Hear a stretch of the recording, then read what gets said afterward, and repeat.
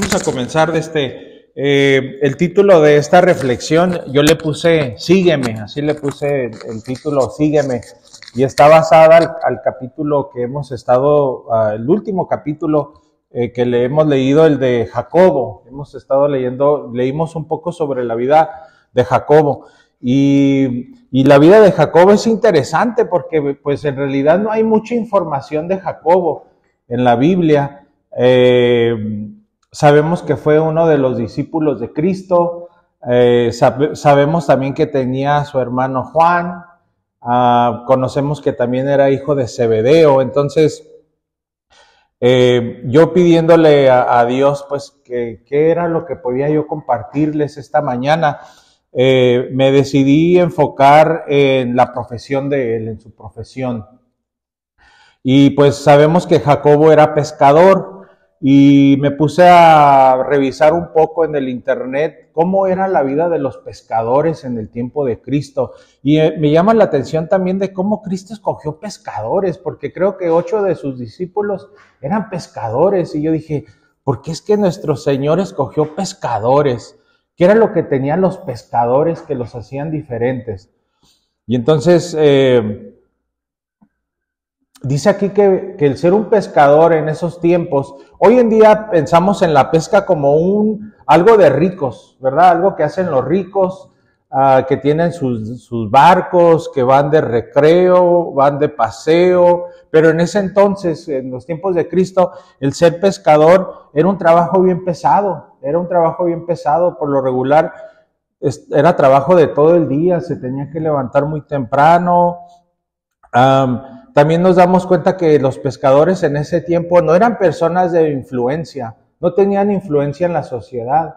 Eran personas que normalmente pues no estudiaban, y eso me hizo pensar en los pastores también, y también como los pastores también en el tiempo del Antiguo Testamento, ¿verdad? También era gente así, que era trabajadora, que no era personas de influencia. También dice ahí que eran personas sucias, siempre andaban sucios, por lo regular pues no se bañaban diario, por lo mismo, por el trabajo. Me imagino también que no olían muy bien, que olían a pescado, y pues ya sabemos, ¿no? Uno cuando come pescado, cómo se penetra todo. No tenía estudios. Eran personas que por naturaleza tenían que ser personas rudas, eran personas rudas que necesitaban usar su fuerza, las redes, por lo regular tenían que trabajar con las manos, también eran personas que por lo regular eran como solitarias, no eran sociables, pasaban como mucho tiempo ya sea solos o con muy pocas personas. Pero de la misma manera, estas personas tenían cosas útiles, que eran útiles para Cristo, y tenían cualidades. Por ejemplo, una de las cualidades es que por lo regular los pescadores necesitaban hablar varios idiomas, porque como trabajaban en comercio y a veces tenían que tratar con diferentes personas de diferentes regiones, por lo regular entendían diferentes idiomas. También eran personas que conocían muy bien el negocio. Necesitaban conocer muy bien el del negocio, de comprar, de vender, de negociar. Entonces eran personas inteligentes. Eran personas también que necesitaban trabajar duro. Eran personas trabajadoras. ¿Por qué? Porque se necesitaban levantar, tenían que ser disciplinados. Se levantaban en la mañana, se acostaban tarde. Entonces eran personas que eran trabajadoras.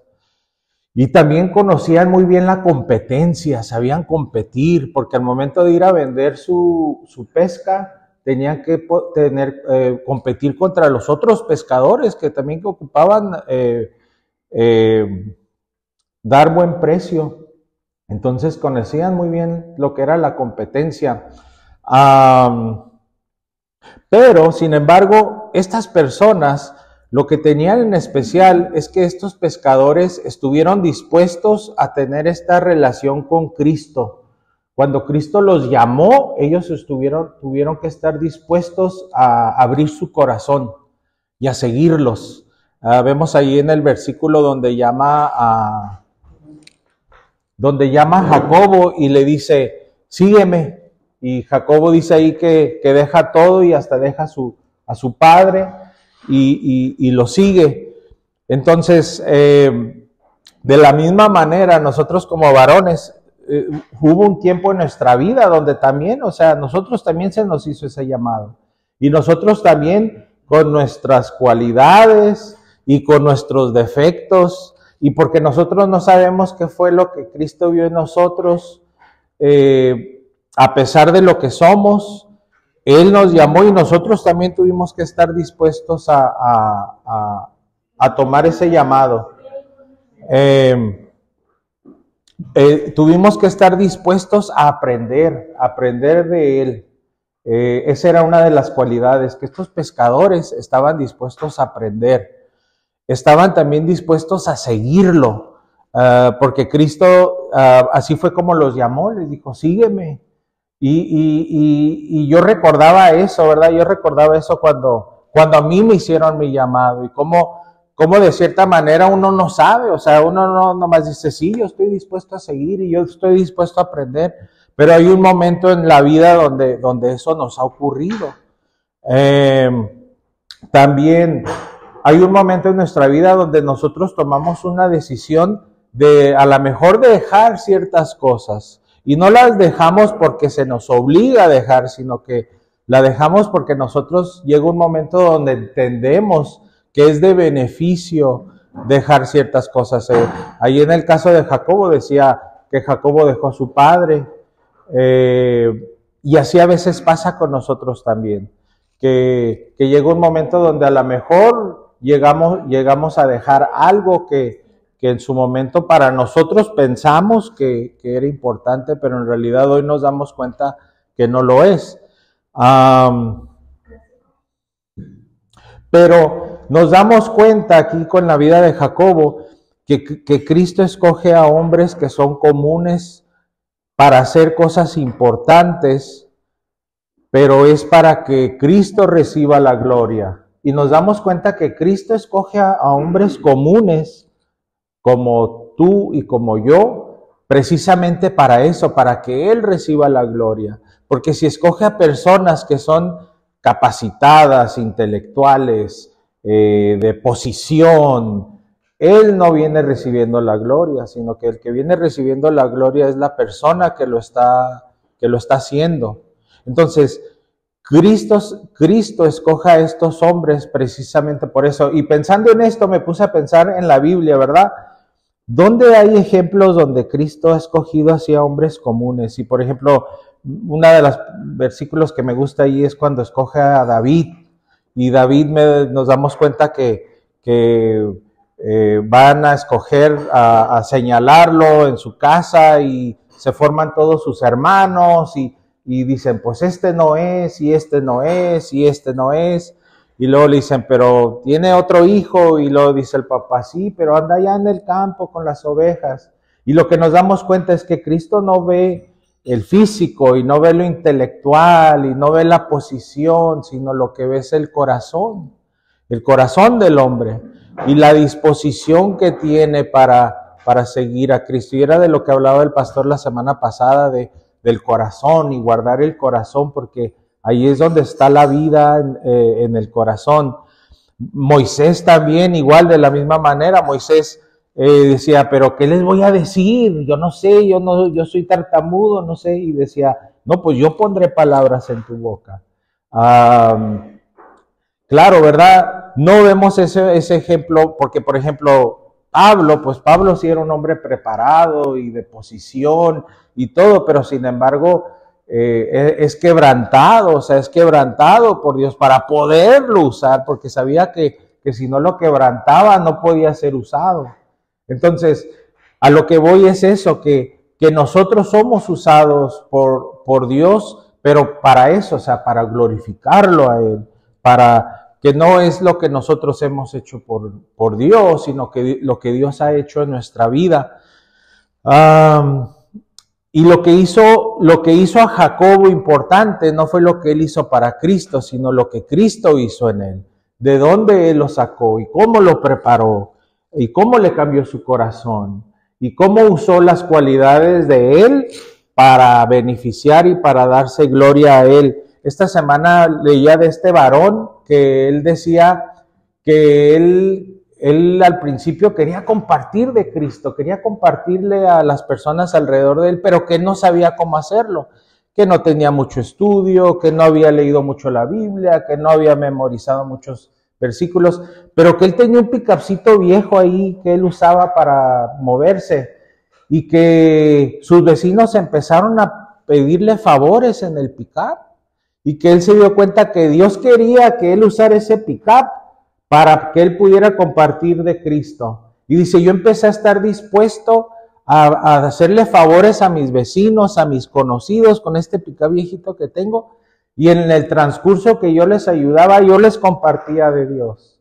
Aunque yo no pudiera memorizarme versículos ni saber mucho de la Biblia, pero yo les estaba compartiendo y estaba usando lo poco que yo tenía. Entonces, Cristo nos prepara, nos enseña, nos capacita y nos manda a vivir nuestras vidas para Él.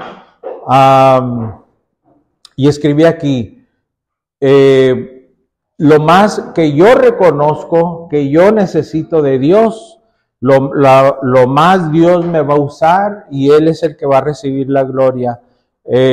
Cuando me usa para hacer algo en su nombre. Entonces, cuando yo reconozco la Biblia, me gusta mucho como dice ahí, no se jacte, que no te jactes. O sea, no te jactes quiere decir no quieras sobresalir, no quieras apantallar, no quieras ver lo mucho que sabes, sino, como dice ahí, humíllate, o sea, sé humilde, sé humilde. Y creo que lo más grande, o sea, lo más grande que Dios quiere es estar trabajando en nuestro carácter, Dios quiere trabajar en nuestro carácter.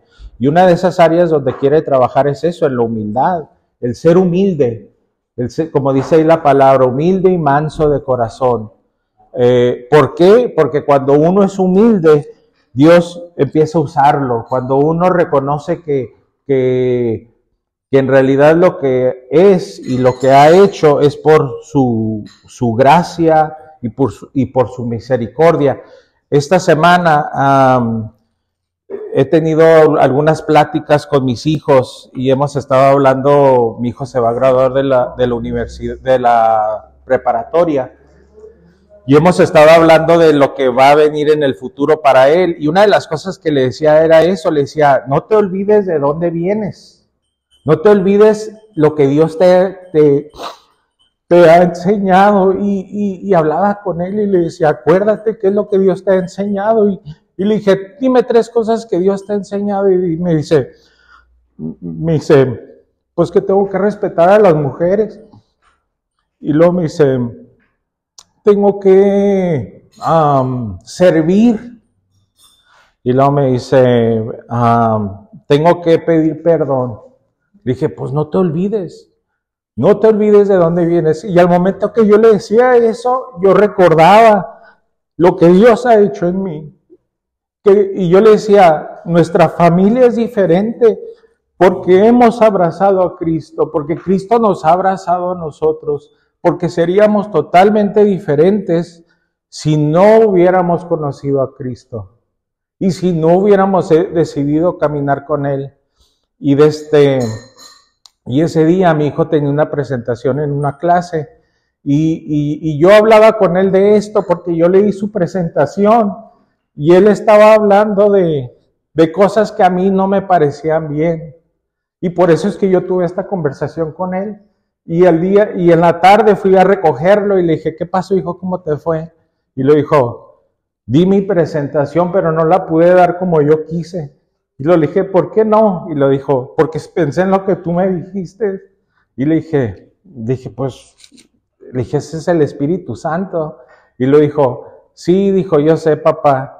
Pero es eso, el recordarnos de dónde venimos, de la gente que ha invertido tiempo en nosotros, que nos ha compartido de Cristo, que nos ha enseñado, que hemos caminado con ella. Y es de dar eso mismo a otros, es de extender eso mismo a otras personas, es de enseñar eso mismo a otras familias que están llegando por primera vez a la iglesia. Dice, ¿quiénes son los líderes que Cristo está escogiendo en estos días? Y Pablo escribió sobre este tema y le habló a estos hombres que son comunes y corrientes. Y este versículo me gusta mucho, es 1 Corintios 26, 29, dice, pues mirad, hermanos, vuestra vocación, que no sois muchos sabios según la carne, ni muchos poderosos, ni muchos nobles, sino que lo necio del mundo escogió Dios para avergonzar a los sabios, y lo débil del mundo escogió Dios para avergonzar a lo fuerte. Y lo vil del mundo y lo menospreciado escogió Dios, y lo que no es para deshacer lo que es, y a fin de que nadie se jacte en su presencia.